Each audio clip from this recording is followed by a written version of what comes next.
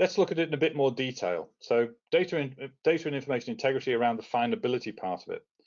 Obviously, the data has to be findable because you want to be able to use it for further use. In a lot of industrial environments, you also need to be able to find the data so you can delete it. And the first time I had this discussion with an industrial partner, it was quite shocking, because when I'd worked for the German government, it had always been a case of, we want to make sure the data is available forever. This is a legacy that we've generated with all this wonderful research funding.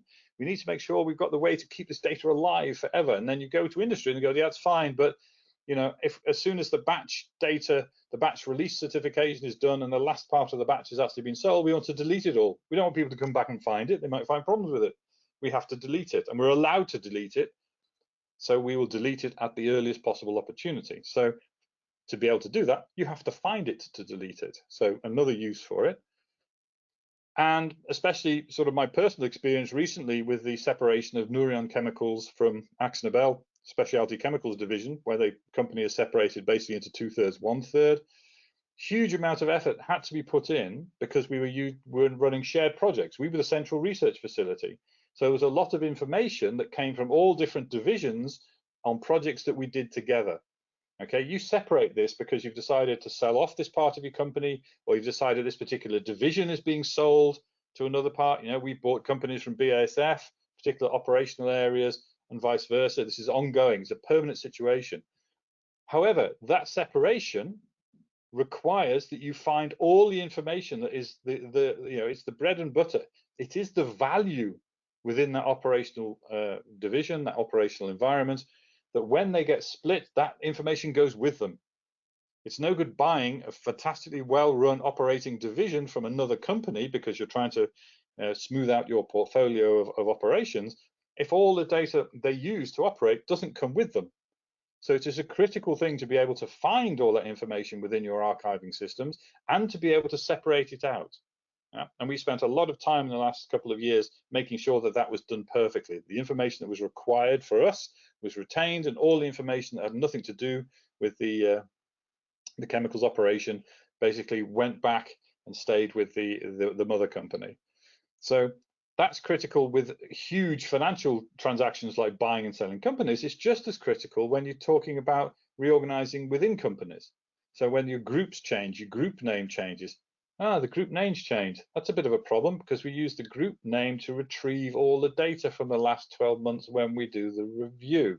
Okay, but it's now called something different.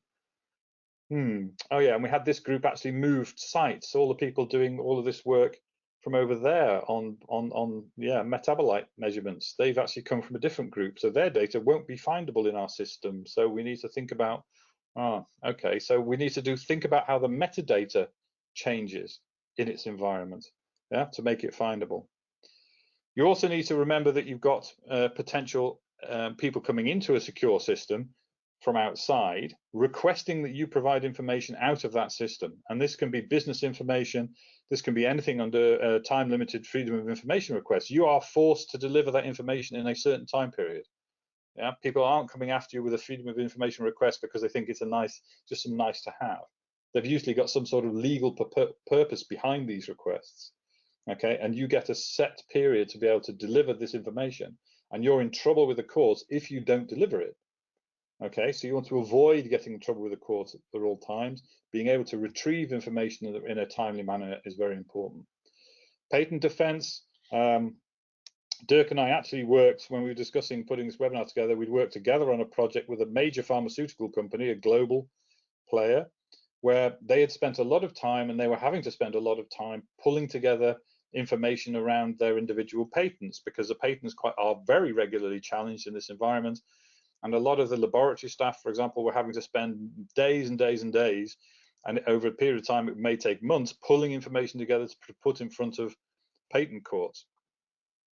Putting decent archiving systems in place meant that the people that we were dealing with were able to recover the information that would have taken them weeks in the space of 30 minutes. And if you think about the cost or the return of investment in these types of environments, that's fantastic.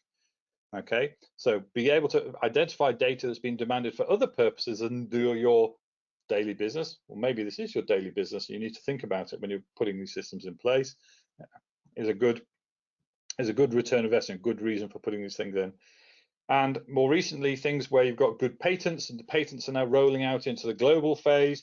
You've got all the information that's required for the local phases, but as you go global, you'll tend to find that some of the patent offices, for example, the Japanese, Chinese patent offices, may ask for different information. They won't allow the patent to be rolled into their environment unless you provide more information about reduction to practice. So are the examples that you've got within your patent, have you actually done them, and can you prove it? So you need to think about being able to pull data maybe a year, 2 years, 3 years after the work was actually done. By the time you get to the international phase, being able to provide that information. Maybe the researchers have gone, yeah. Maybe the project has closed down. The patent is being driven on by the business that the project was done for. You need still to be able to produce the information in order for your patent lawyers to be able to do their work. Okay, and at the end of the day, supporting sales and marketing functions, quite often good presentations around a product, they're much better if you've got information that's real.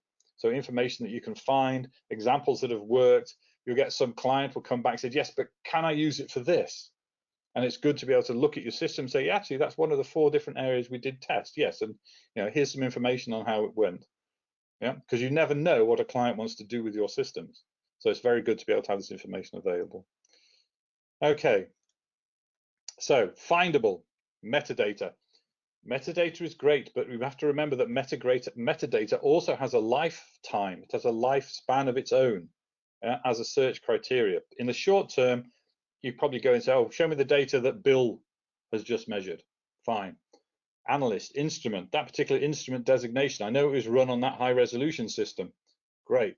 The name of the research group, the name of the analytical group that did the work for you. You can find all these things in the short term. The projects even are short-term designations. Quite often as a new product goes from product, very research into product development, all the way up to where it's actually released, it might actually change its name as it goes through that process. You might start off with code words for it, and then you get closer to release, you might have having some more realistic names. So the names of the projects where the data is stored under more quite often will change. The owner of the data almost definitely will change over time. Medium term, you've done the great work. This is the work that backs up this new product that we've released. So now you've got an associated product information. So the metadata should actually be updatable, because all of this background information is the core foundation for a new product. So we want to know that it's associated with that product. Yeah. So maybe you want to add some information into the system that this is now being used in this product area. Yeah.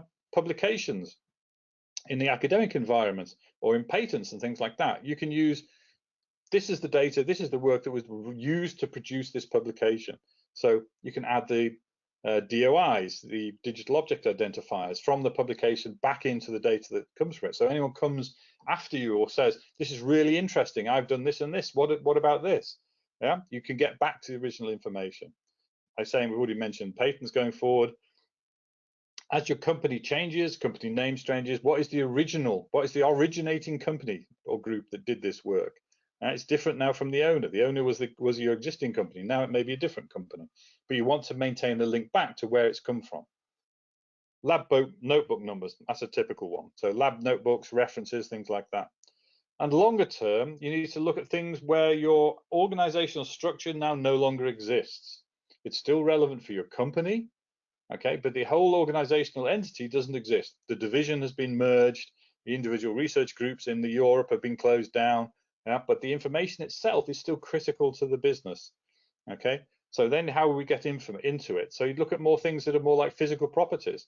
So if I've got scientific data that's based around chemical structures, maybe the chemical structure identifier itself is a good way of finding all the information that was done around the development of this new product. We have the IP on it. Where's the information? All the rest of the associated metadata is now no longer of any use to us. Yeah, coming in new to it. Yeah, but something like a chemical entity or chemical structure that can be searchable is then much better for a long-term searching. So you have to remember that the metadata you've got in there are not dead. They need to be maintainable. They need to remain kept alive. As soon as you stop having live metadata, live tags that you can use, nobody knows what the tags were. Nobody knows what the tags mean. Your data's gone. You can't retrieve it. You can't do anything else with it. So metadata is absolutely critical. And there's some temporary ones. For example, legal holds. If I've got a record retention schedule and I have to delete something, the legal hold is a metadata flag. that I can set as a flag on the system. Do not delete this because it's reached the end of its retention schedule. You need to maintain it because there's a legal reason for keeping this. Okay, and the metadata is also useful for grouping information. So you've done your data mining on your great, nice, accessible archive. What are we going to do with it? Well, we've actually can flag the fact all of these class of compounds happen to be now relevant in, for example, designing a new treatment against COVID. Because we found out there are similarities, let's bring this information together. So let's add metadata to it. This is a group of information we want to use in this. So that comes from the data mining side of it. Okay, and most critically, and the most rapid use of the metadata is example when the FDA walks onto your site and says, show me all of the batch information that went with batch 242B back in 2017, where you're still selling the information, selling the product that was done there, or the information that was done in developing a new drug substance. Okay, is this particular type of cleansing agent suitable for giving people as a drink to get rid of their diseases? Okay, where's the evidence that supports all that? Show me all of that data, show me all your testing. Okay, and finally, GDPR requests in a more personalized area where you're handling personal data. You need to be able to respond to the GDPR request not only from the retention, but to show that you've done the deletion, or whether you're instructed to do the deletion. You need to be able to find and prove and document the deletion of the information that you've retrieved.